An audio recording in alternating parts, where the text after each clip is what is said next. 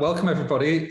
In a slight change to the advertised programme, my name is David Paling. I'm a neurologist from Sheffield, and it's my real pleasure today to introduce Aoife, who is the MS Principal Pharmacist at University College Hospitals, London, and Carolyn Cairns, who is an MS Advanced Nurse Practitioner at the Walton Centre in Liverpool. Today, we're going to have a discussion about actually the use of early active treatments, where the evidence is, where the risks are, and actually we're going to try and be quite practical and work out how we pull things together and what's holding us back in practice. So I'd like to thank our sponsor, Novartis, who have sponsored this session. So this is what we're going to talk to you today about. So I'm going to take you through some evidence for early intensive treatment and some updates on safety and how that interacts with COVID. Aoife's going to take us through some of the barriers to the early use of high efficacy treatment in MS and how she and her team have tried to address this at UCL. Carolyn's going to take us through actually whether we're able to cope as a service with widespread use of high efficacy therapies and some work that she has done at the Walton Centre to look into that. We've got some time for questions and answers afterwards, so please keep your questions coming. I don't think Aoife and Carolyn and I know all the answers, so it'd be a pleasure to hear from you about your thoughts and how your services are adapting to these changes in multiple sclerosis.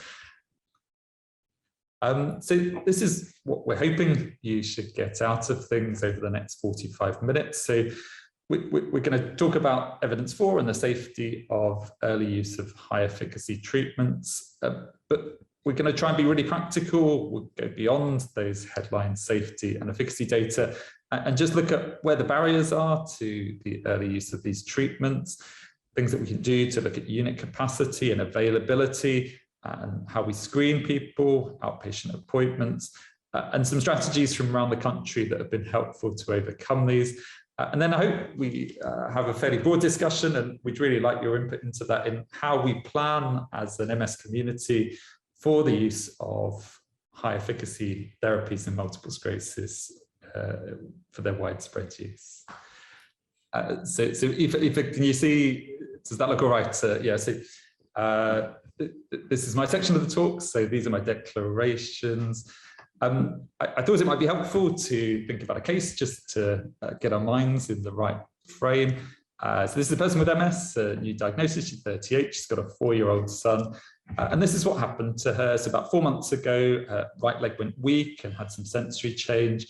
At its worst, she was able to walk about 100 meters with a limp, but actually things gradually improved without any specific treatment. And actually by the time I saw her in the MS clinic, there really wasn't much to find. I noticed just a subtle reduction in vibration sensation in the toe on the right.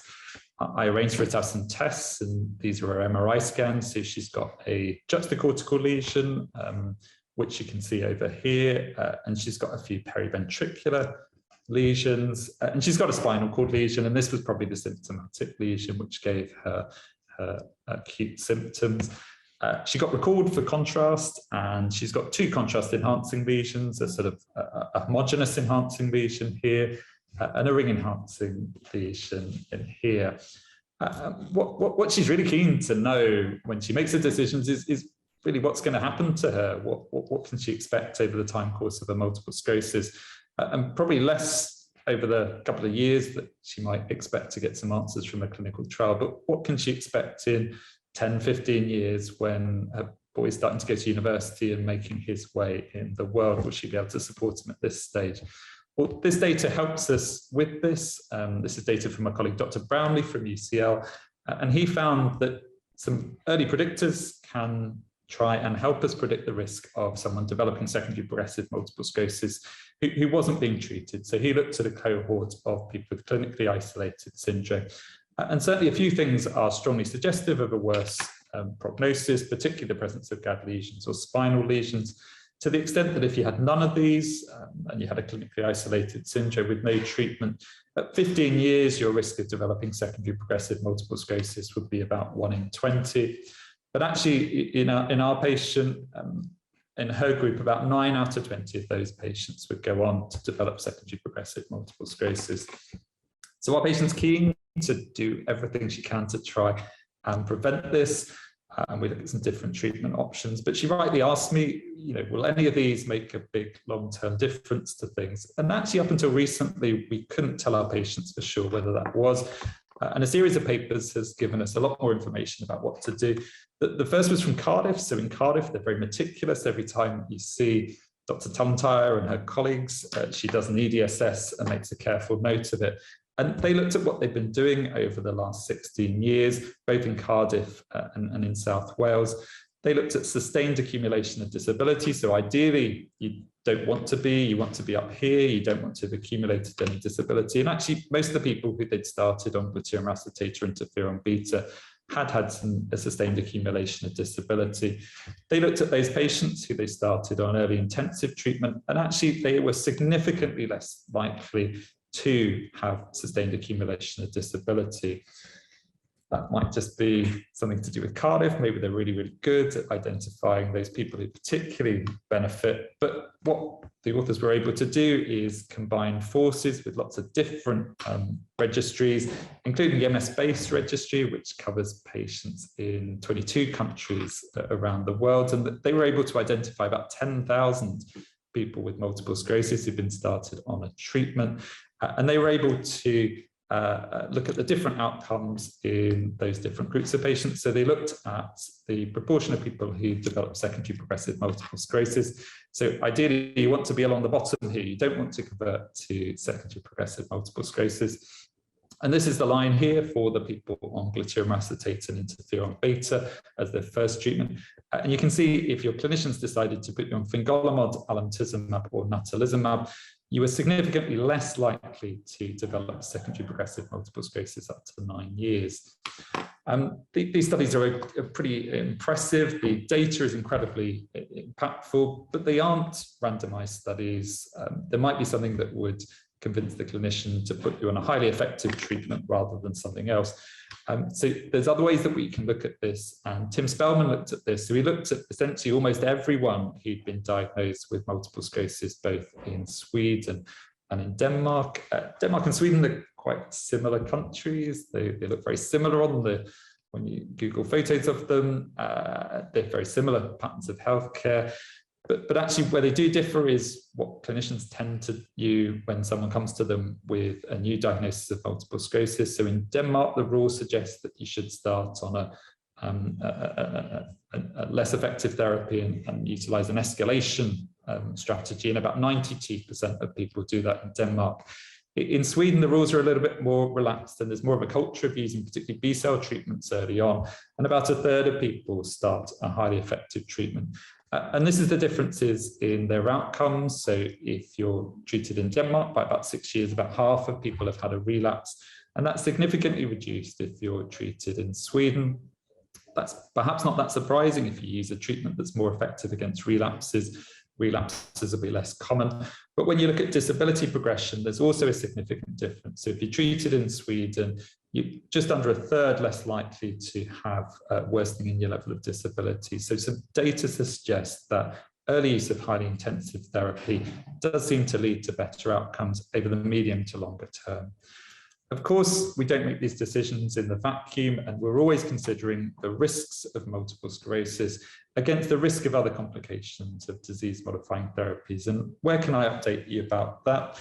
So these are the things that we look at with risk, and these are the things that we work out with the risk of complications of other disease-modifying therapies. And things, I think it's be fair to say, have been in very considerable flux over the last few years with coronavirus and the uncertainty as to how our treatments would impact upon that. Some large data from some very big studies has shown largely reassuring data. And actually, if you look at most of the disease-modifying therapies, most people who are on a disease-modifying therapy actually have a lower risk of hospitalization for coronavirus than those people who are untreated. So these are all the other disease-modifying therapies. The one slight outlier is certainly rituximab, but also perhaps ocrelizumab, where there's a very slightly increased risk of hospitalization in these very large data sets. That being said, it's very important to put these things in context. And this is data from the MS Register. The MS Register showed that you were about 2/3 less likely to be hospitalized for coronavirus, actually, if you were on a disease-modifying therapy. And they couldn't see any clear association between different disease-modifying therapies and risk of hospitalization. What you can see is other things are much more important, particularly progressive MS, high EDSS, cardiac and respiratory comorbidities, and male gender. And these have a very significantly greater effect upon your odds ratio of hospitalization than the disease-modifying therapy that you're on. I hope that's given a really helpful background to our next set of discussions that we're going to have. And it's really my pleasure today to introduce Aoife and ask her to talk about the barriers that she's identified within her service at UCL to use of high-efficacy treatments. I'm looking forward to hearing how she's been able to address those. Aoife, you're very welcome. Thanks for coming. Okay, so thank you very much. My name is Aoife. I'm Principal Pharmacist for MS at the National Hospital for Neurology and Neurosurgery in London. Those are my declarations. And actually, just before I start, when we met on Monday to prepare for today, Ruth suggested I put up a quick slide to remind people of the role of the pharmacist in the MS team. So that's what I'm just starting quickly with. The role is very diverse, depending where pharmacies sit in the trust and how much resource is given to MS. But quite a few of my neuropharmacist peers have published some work that they do. So Esther Wong has done a great poster for MS Trust showing the role of the pharmacist in non-medical prescribing. My colleague at Queen Square, Brina Barcada, has also written her version of a day in the life of an MS pharmacist in the Pharmaceutical Journal. And also, if anyone wants to contact me for a job description of the MS pharmacist, absolutely get in touch. And I'd love to talk more about the role. Anyway, going on to today's topic, when thinking about the barriers to early use of high-efficacy disease-modifying drugs, I thought about the entire patient pathway and prescription pathway and thought about what affects each step. Or what holds up each step, really. Each step does take time and expertise, which will inevitably result in a waiting list. But each of these steps will contribute to which disease-modifying drug to start. So the earliest step, the beginning of the prescribing process, is where the prescriber will gather information to form an opinion on an indication. And this can take months. Patients obviously can take months to recognize and report symptoms, particularly at diagnosis. Delays can occur due to investigations or lost referrals, waiting lists. It can all take time to increase, or it can all increase the time taken to diagnose. And then for patients already on treatment, not all patients will report new symptoms early. They may wait until they're asked at their annual reviews, or obviously new lesions may not get discovered until the next routine MRI. So really that's why I think patient education is important, and access to wider MS services is also so important, so that every touch point counts, and that the wider MS team obviously communicates well, effectively with each other, possibly through accurate documentation on electronic records, attendance, as we do at Queen Square preclinical meetings to discuss each patient. And obviously emails are annoying, but are a great way to communicate about our patients. So the next consideration when deciding what to prescribe is obviously eligibility. And guidelines, algorithms have their role in guiding rational, cost-effective prescribing, especially for high-cost, high-risk drugs. But there's no doubt that these have become confusing over time, partly because of the different NHS guidelines that have been published. Each tend to use different words to describe MS. MS diagnostic criteria has changed through the years. We've had new NICE TAs, new drugs come through, new advice around pregnancy and breastfeeding, so new advice around prescribing through pregnancy and breastfeeding. And obviously Blue Tech, more recently, they have changed their prescribing eligibility criteria again, with little communication. So it's left us all confused again about eligibility. I think in an ideal world, the MDT should be the people who decide what's best for the patient. And I think that's certainly what we try and encourage. But obviously that does then mean that an expert MDT needs to keep in touch with NHS England to keep them up to date as well on our evolving treatments in MS. So the next consideration when prescribing is which drug to choose, and that's probably one of the hardest decisions, and it's the topic of today. Why are high efficacy drugs not prescribed more frequently? Can we even decide what all high efficacy drugs are? Is cladribine high efficacy? Joella has produced great data to show even variance between prescribing between different hospitals in the UK, and she has recommended that all trusts compare their prescribing trends, which I think would be really interesting. Sorry, Joella Matthews, who doesn't need introduction, I think, at the MS Academy.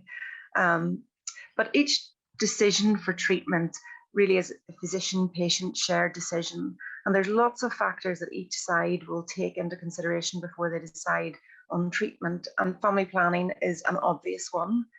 Side effects may be enough to put people off some drugs, injection site reactions, and of course adverse effects and patient comorbidities may just tip the prescribing risk-benefit decision towards prescribing less immune suppressive, lower efficacy medications.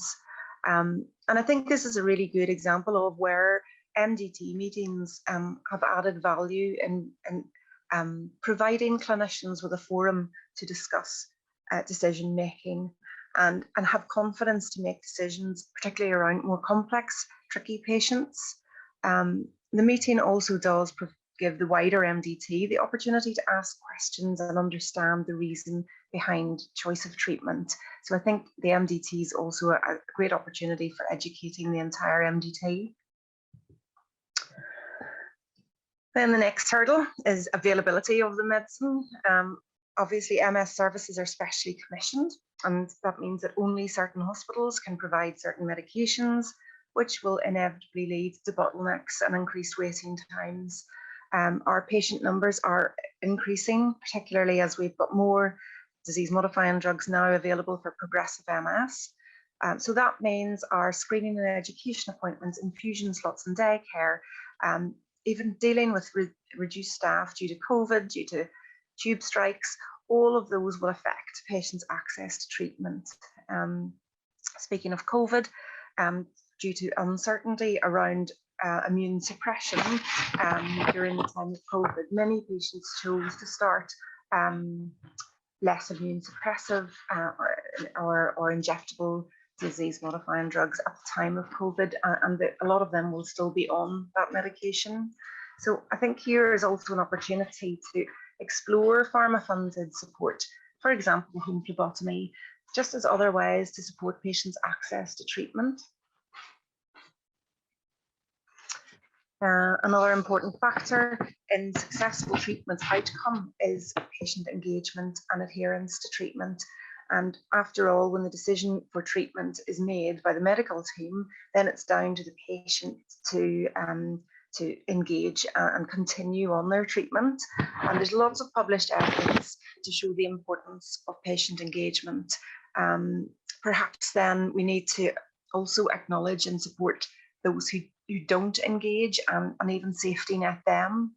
There's a lot of data around suggesting that age has a concave relation to adherence, and also frequently young males in particular who deny any health risk.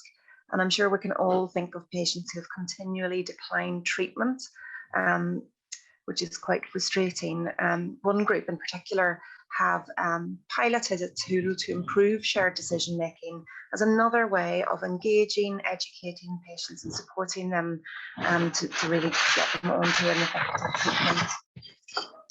And then finally, I just thought I'd include the slide to highlight that even when the patient and prescriber have decided which treatment they want to start, there are still lots of hurdles, lots of boxes to tick before we can actually get the drug delivered to them. and that's not even including the delays that the home delivery companies are having at the moment. Gene tests, ECGs, vaccines. There are lots of things that need to be organised. And I noticed that Michelle Meehan, the MSCNS from Coventry, did a great poster for the MS Academy looking at time from MDT to DMT. And for them, at best, their average was about over 11 weeks, which is nearly 3 months. And I'm sure many of us other centres, are aware of that waiting time. And that's a long time to wait, especially if you've got a worried patient, worried family, worried consultant trying to get a patient onto medication. I think we can all agree that high efficacy medicines are complex, and we all have too many patients to manage. So therefore, frustratingly, unfortunately, there will be unwanted delays. And I'm looking forward to listening to Carolyn next, as I know she has done some work recently looking at resource requirement and also lack of resource needed to be able to navigate the complex and specialist care that our MS services provide. Thank you. Oh, so thanks so much, Aoife. That was a great presentation, and very, very adeptly worked out all the barriers that we face. It's my pleasure now to introduce Carolyn from the Wharton Centre, who, as Aoife said, has tried to look at this and see how she could improve the service for patients at the Wharton Centre. Carolyn, really excited to see your presentation and all the things that you're going to help us with. So you're very welcome today. Hi, yeah, thank you, Aoife and David, and thank you to the MS Academy. So, yeah, I feel like I've disappointed a bit now, because I know David and Aoife said I have done a lot of work at the Wharton Centre, but what I've thought is I haven't got the answers for the questions of all of the services, and I can't answer that question, but I can share with some of the things we looked at the Wharton Centre to see. So these are my declarations. I've got no conflicts of interest. So obviously, predominantly coming from where my angle is predominantly MS nursing, and also I thought it might be useful just to say what the Wharton Centre is and how we work. So we cover a large geographical area of Lancashire, Merseyside, Cheshire, and also North Wales. So that does come with its separate challenges, covering a number of DGHs and CCGs. So I think when we look at can MS services cope with widespread use of high efficacy treatments, that it's something that MS services have been getting used to for a long time. We've had to adapt to, initially going back from fingolimod, when this was a drug from nurses, that we did have to have more fixed timing of reviews, organising of OCTs, admission for the first dose monitoring. So that was one of the first challenges where we did have to start looking at how we do things. And then there's been a number of drugs which has been great for our patient population, but has brought challenges for us, particularly operationally. So Aoife's done a great, presented really well there and showed that the level of work that's involved in the counselling and the patient care. But operationally, this is involved a lot as well, because it's important to note that when NHS England and NICE approve these drugs, this approval doesn't come with any additional funding and doesn't come with so much guidance. It's literally these drugs are approved and we've got 3 months to get our services set up and to deliver them.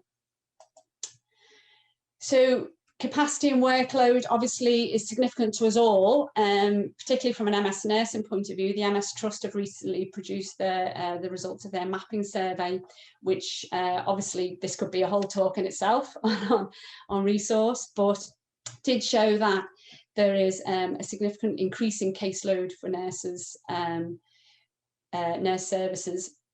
The MS Trust had a recommendation of 315 per caseload. Obviously very different. Our services are all set up very differently, but as a ballpark, the majority of services are significantly above that. We certainly are at the Wharton Centre. We sit at near sort of 900,000 patients per MS nurse. If you look at caseload, not so much active caseload. I think something that's quite key as well when we talk about delivery of services is that 1 in 5 teams had no admin support. And I was surprised actually that it's as high as that, really, given the changes. If you look at the Walton Centre, if you go back traditionally, the MS nurses, we sort of did everything really. The good old days where you just got, the consultant said, start that drug, you did a prescription, fax it off to home care. Now it's a considerable process, and the bulk of that here we've transferred to our administration team. And it really has freed up that clinical time, so that we are still, of course, there is still that workload of reviewing the blood results, the home care queries, troubleshooting, patients switching from DMTs, but the coordination of the paperwork is very much an admin role now.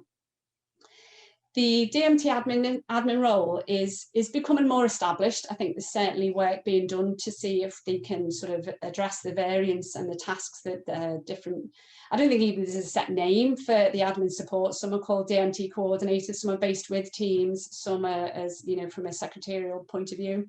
So it's not as clearly defined. And it's something that we do need to look at, you know, when we look at use of resource. We've got to make sure that we've not got the higher band of nurses who are doing tasks. We need to look at what competencies are needed for the task and who can do the job, rather than it falling into the responsibility of a particular area of the service, be it MS nurses or pharmacy. So I kind of tweaked the question really to, can your service cope with widespread use of high efficacy therapies? And hit below are a number of the things that we've been looking at the Walton Centre, and that I've been trying to pull together. And I think this is the kind of information that you're going to need. So straight out is clinic slots. You know, can your service, can you identify your capacity, and can you clearly identify your demand? So as you looked, you know, the previous slides from Aoife very clearly show, with different drugs, different workloads that's involved, different monitoring, the DMT MDTs, can you clearly present what that workload is and where that sits within job plans and what the shortfall is? Because you're certainly going to need that to support business cases, which I'm arming myself for here at Walton. Of course, I've been very focused on MS nursing, but there is additional capacity, you know, there's impact on capacity elsewhere within the trusts. So MRI departments, we're certainly doing more MRIs. You know, can we do MRIs in a timely fashion, accessing the results? Neuroradiologists, do you have them involved in your DMT MDT? The infusion suite capacity is a significant issue. That's an increase in demand, and I think that varies in different centres. Where we're a little bit more fortunate, we're a neuroscience specialist centre, so our infusion suite is literally for neurology, but I know in other hospitals, you know, you're facing the challenges and demands of other specialities as well. It's not just MS. Processes are, you know, are your processes clearly defined? When you're looking at how you can deliver your service, can you articulate it, especially to your managers? Have you got clear processes in place? Is there a standard operating procedure? Yeah, are there areas within that you can make efficiencies? Can you highlight where the blockages are? I think is key. Waiting lists for DMTs. I know sort of obviously our talks overlap, Aoife. So, but you're looking at, can you demonstrate that? So for instance, you know, have you got a KPI that shows your decision, your time from your decision to treat, which isn't necessarily the MDT decision. There could be delays for your MDT clinic. So from the decision to treat to actually a patient starting treatment, what does that pathway look like within your trust? And where are there the problems with capacity or waiting lists?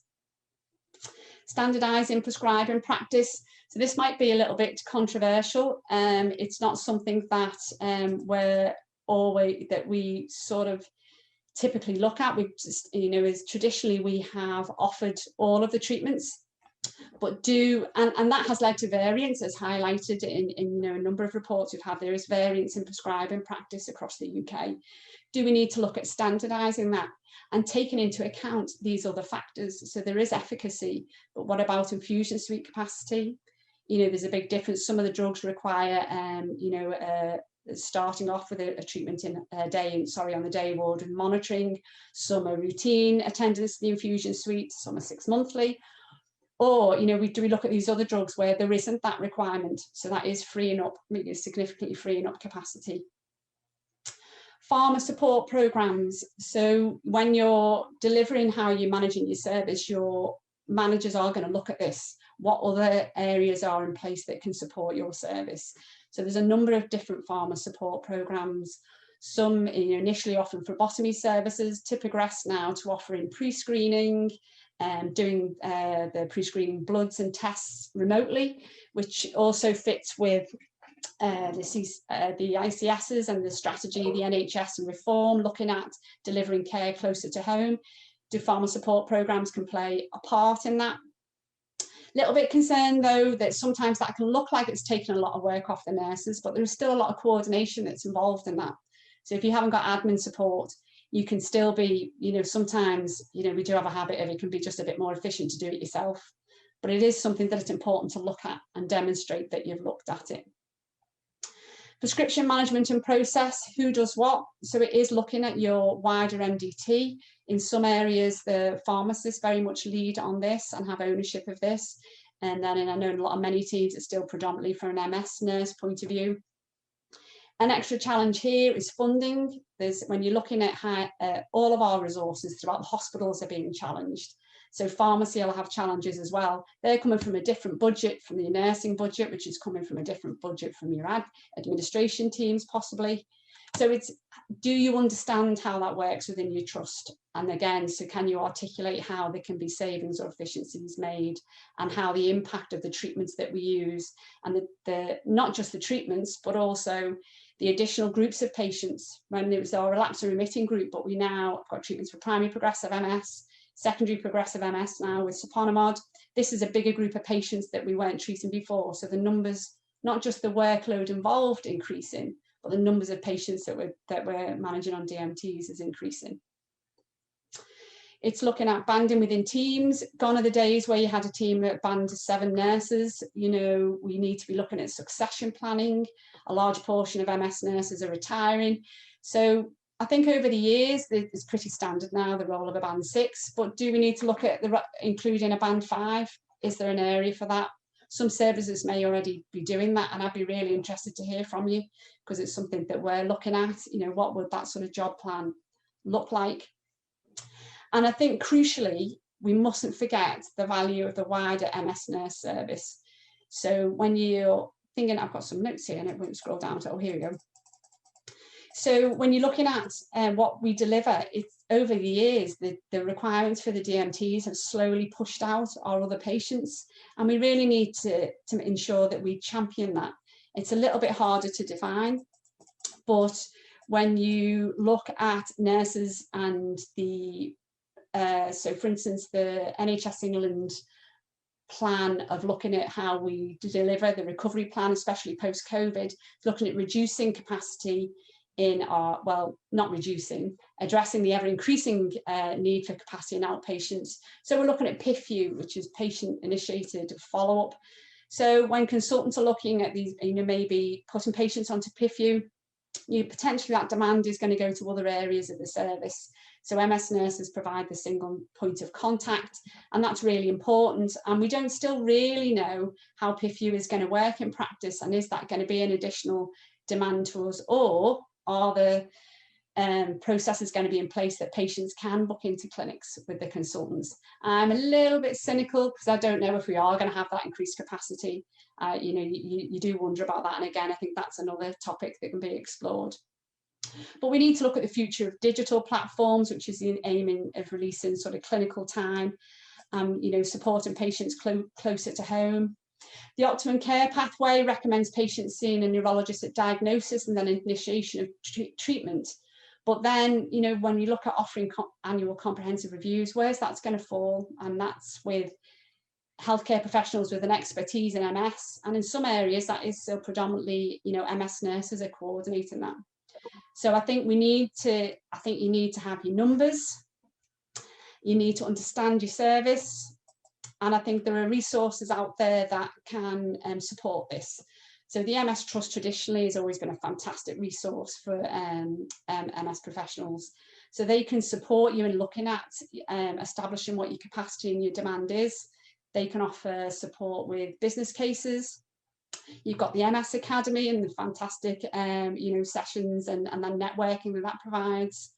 You've got the pharmaceutical companies that have offered support with looking at different digital platforms, analysing information.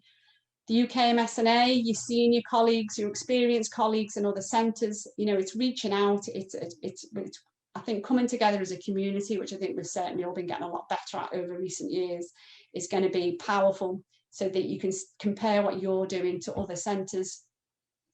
Our MDT colleagues, I think we need to get friends with everybody. Certainly our pharmacy colleagues are just down the corridor for us at Walton, and we certainly a lot of conversation of looking at how we can all streamline our services and make sure we're delivering effective and efficient and safe care. I put managers on here, though I know everyone might think, oh, a bit of the enemy, but you need to speak to managers because you need to know what information do they want and can you articulate it in a fashion that they understand. It's a bit of a trap I've fallen to in the past because I know the ins and outs of our service, and you can see faces just glaze a little bit when you kind of don't know. So you need to make sure you're delivering the information, you know, linking it into the trust strategy, linking it into the integrated care system strategy, really trying to get on to what they're thinking about and then using that to support how you want your service to be. And yeah, a big one is the shout out to networking, and that's regionally and nationally, because I think we're certainly all going to be stronger together if we can all agree how we feel we should be facing these challenges, which is great for our patients that we're getting more treatments, but is certainly, you know, an increasing demand on our services. And that's it, thank you. Perfect, Carolyn, and perfectly to time as well. Look, Carolyn and Aoife, thanks so much for your talks. I think you both really articulated the challenges that we face in introducing these medicines to our patients, even if we have, we're trying to get the optimum outcomes for them. The floor is open now for questions, so please everyone put your questions in the Q&A session. Or equally, I think we'd be really interested to hear your thoughts or experiences based on your centres, if you did have anything that you wish to add to that. Whilst we're waiting, we've got a question from Yvonne Copeland. So she said, thank you all. Carolyn mentioned how we have traditionally offered all DMTs, whether we should consider streamlining this to help out with our limited resources. What are your views on what patients want, recommendations of options, and how do people really make their decisions? So I think Yvonne's asking us, should we just slim things down? What do you think, Carolyn? Well, this is something quite topical for us actually, because we have been discussing that, because you know, there has been studies that have looked at what do clinicians feel are the priority and what do patients feel are the priority. Certainly in my experience, I think it's quite varied within patients, and there is an importance that we are open and transparent with patients about their treatment options and eligibility. I think it's important to be clear what patients are eligible for. But then there is the argument that patients are looking for guidance of what we can deliver. And I think as clinicians, we've got to be careful how we deliver that. But if there's a standardised prescribing practice, that would go away to supporting that. And I think it is looking at other services, maybe, you know, what do they do in oncology and rheumatology? How are they delivering these, you know, this vast choice of treatments? But I do think it's certainly something that's is important to look at, especially when you're looking at treatments. So ofatumumab, obviously, you know, topical has been, you know, is approved, and one of the big changes for that is that we don't require the infusion capacity. Patients can be delivering this at home. So it's, you know, that kind of efficacy and delivery. But I think it's important that we keep the patient at the centre of this. And yeah, I think it's going to be an interesting conversation on how we do this. Aoife, what do you think? Would your clinicians at UCL welcome some guidance as to how they should prescribe, or would they welcome you cutting down the number of options that they had? I don't think, I mean, I think also, you know, I'm so acutely aware that at Queen Square, relative to other centres, we've got so much resource. And so to not deliver, given the resource that we have, it's quite hard to justify that. I personally think that if a drug's available, we should be given it. But I think that's also because I come from a cancer background where as soon as a drug became available, you know, it was available. Although also thinking of the cancer background, there are actual clinical guidelines which do state, you know, for particular indications, this is the recommended treatment, and that's not the way it is in MS. Actually, patients have a real choice. So it's markedly different environment of how you choose your therapy. It's an interesting discussion about, you know, not making a drug available at a particular centre. That almost seems like we're going backwards, but I completely appreciate that resource and, you know, time and capacity is a problem. And I think maybe it was deliberately provocative, but it does, from my point of view, you have a really good point, Yvonne, that the more complexity, the more time all these things are taking up. We're under a legal obligation to offer every treatment that's NICE approved for multiple sclerosis. But I'm interested, Caroline, in your idea that we decide amongst ourselves the sort of treatments that we should use to reduce the variance. Ladies and gentlemen, any other questions are very, very welcome.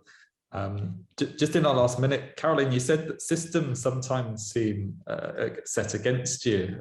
What do you mean by that? Well, yeah, I missed that bit out actually, sorry, on my notes. Well, a clear example of that would be in Walton. So Yvonne covers it, is the lead nurse for North Wales. So at Walton, if there's certain, I can't access GP results, letters, notes from the other DGHs. There are some GP practices who are signed up to a shared sort of platform where you can, and that's great. But you're still talking about the majority of the time we're having to contact secretaries, contact GP surgeries, which if anyone's trying to do that is just so time consuming. And then I have my smug colleague in North Wales who just logs onto the portal and has access to everything. So the efficiencies and effectiveness and time managed there in considering we're part of the same centre. When you're looking at our job plans, you look at how you deliver. And at Walton, we have to factor in this huge sort of challenge. You know, our appointment systems aren't joined up. So, you know, when you're looking, I know PIFU is really looking to address that, I know, but you can have patients who can wait, you know, months for appointments and then have a nurse appointment and a consultant appointment at the same time. They're not joined up. There's no sort of agreed we're looking at digital platforms in relation to patient access. I don't think there's anything that's standardized across the NHS. It's just so varied, isn't it? And it's such a challenge to get everyone to, I don't know, the NHS hasn't managed to succeed, I don't think, in any area, never mind in relation to MS. But I think they're just a couple of examples where, you know, where technology should be helping us, it's a hindrance. Perfect. I'll just read, we've got three extra points and then we'll have to go to our next talk. So Joella said, on the back of restricting patient and clinician choice, it needs to be by informed choice, not due to a lack of resource. So where it's happening, it seems to be happening by mistake. Angela Andrews asked, day-to-day, what impact does the cost of DMT have on treatment choice? And she points out we should be patient-centred, but we've also got to use NHS resources in a prudent way. And she points out that this is all the more imperative with generic things coming out. And Elmer mentioned the potential role of nurse prescribers with the limitations that may involve, and whether that would be a way out of some of our problems, particularly with close working with a pharmacist. Some great points there. I've really enjoyed the discussion, and unfortunately, all good things must come to an end. Ladies and gentlemen, thanks so much for your time today, and I hope you really enjoyed our talk today, and it's given you some food for thought about your own services and how you're going to try and unlock some things. It's